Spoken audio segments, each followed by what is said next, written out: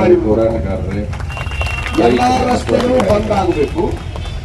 ಎಲ್ಲಾ ರಸ್ತೆಗಳು 2 ದಿವಸ ಬಂದ್ ಮಾಡ್ರಿ, 2 ತಾಸಿನಾಗ ನಿರ್ಣಯ ಆಗುತ್ತೆ ಅಂತಕ್ಕಂತಹ ಒಂದು ವಿಚಾರವನ್ನ ನಿಮಗೆ ನಾವು ಹೇಳಕ್ ಬಯಸ್ತೀವಿ. ಅಲ್ಲೊಂದು ಇಲ್ಲೊಂದು ರಸ್ತೆ ಅಲ್ಲ, ಯಾವ್ಯಾವ ರಸ್ತೆದೊಳಗ ಗಾಂಜೋಳ ಹಾಕಿರಿ ಆಯಾ ರಸ್ತೆದೊಳಗ ಗಾಡಿ ಅಡ್ಡಾಡ್ಲಾರ್ದಂಗ ಮಾಡಿದ್ರಿ ಅಂತಂದ್ರ ಕೂಡ ನಮ್ಮಂತ ಗಾಡಿಯಾಗ ಅಡ್ಡಾಡವ್ರಿಗೆ ಖುಷಿ ಮುಟ್ಬೇಕು ಮೊದಲ.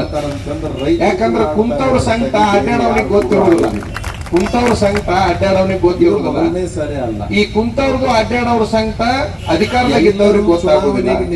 ಅವ್ರಿಗೆ ಗೊತ್ತಾಗಬೇಕಪ್ಪ ಅಂತಂದ್ರೆ ರಾಜ್ಯದ ಯಾವ್ಯಾವ ರಸ್ತೆಗಳಲ್ಲಿ ಗಾಂಜೋಳ ಅದಾವ ಆ ಎಲ್ಲಾ ಗಾಂಜೋಳನ ರಸ್ತೆಗೆ ಹಾಕೊಂಡು ಎಲ್ಲಾ ರಸ್ತೆಗಳು ಬಂದ್ ಆದಾಗ ಮಾತ್ರ ಇದಕ್ಕೊಂದು ಏನಾದ್ರು ಎಚ್ಚರ ಆದೀತು ಅಂತ ಹೇಳಿ ನೀವು ಕಬ್ಬು ಬೆಳೆಗಾರರಲ್ಲಿ ಇರ್ತಕ್ಕಂತಹ ಒಗ್ಗಟ್ಟು ಈ ಗಾಂಜೋಳ ಬೆಳೀತಕ್ಕಂತಹ ರೈತರಲ್ಲಿ ಬಂದಾಗ ಮಾತ್ರ ನಿಮಗೆ ವರ ಸಿಕ್ಕಿತೆ ಹೊರತಾಗಿ ಇಲ್ಲ ಅಂದ್ರೆ ನಿಮ್ ಬದುಕಿಗೆ ಶಾಪ ಆಗುತ್ತೆ ಅಂತಕ್ಕಂಥದ್ದು.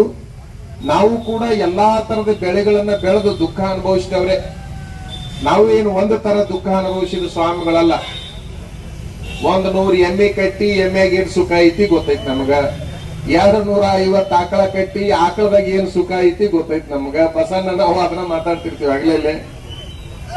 ನಾವು ಎಲ್ಲಾ ತರದ ಜೋಳ ಹಾಕಿ ಎಲ್ಲಾ ತರದ ಬೀಜಗಳನ್ನ ಹಾಕಿ ಇವು ಸೀಡ್ಸು ಅದು ಇದು ಎಲ್ಲಾ ಬೆಳೆಗಳನ್ನ ಬೆಳೆದು ರಾತ್ರಿ ನಿಮ್ಮಂಗ್ ಹೋಗಿ ನಾವು ಪಟಗ ಈ ಹೆಗಲ ಮೇಲಿನ ಶೆಲ್ಲೆ ತೆಗೆದಿಟ್ಟು ರಾತ್ರಿ ನೀರ್ ಹಾಸಿದವರ ಅದೀವಿ.